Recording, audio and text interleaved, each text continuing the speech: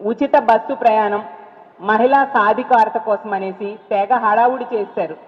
ఆ హడావుడి చూసి నాతో సహా ఈ రాష్ట్రంలో ఉన్న 2.5 కోట్ల మంది మహిళలందరూ ఎంతగానో ఎదురు చూడడం జరిగింది. నిన్న ఏమి వీళ్ళు ఇస్తారా అనేసి ఎంతగానో ఆశపడ్డాం.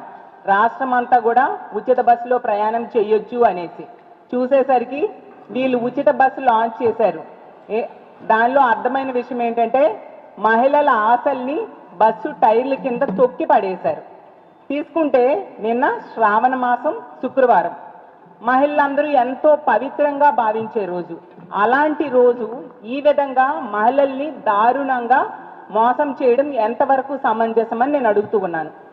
అంత పవిత్రమైన రోజు వీళ్ళు గతంలో మేనిఫెస్టోలో అలాగే ప్రతి మీటింగ్లో కూడా వీళ్ళు చెప్పారు, రాష్ట్రం అంతా ఎక్కడి నుంచి ఎక్కడికైనా బస్సు ప్రయాణం ఉచితమని చెప్పి ఇప్పుడు కొన్ని బస్సులకే, ఆ ఇచ్చిన బస్సులు కొన్ని ప్రాంతాలకే పరిమితమై అయ్యేట్టుగా షరతులు పెట్టి దారుణంగా మోసం చేయడం జరిగింది, దగా చేయడం జరిగింది.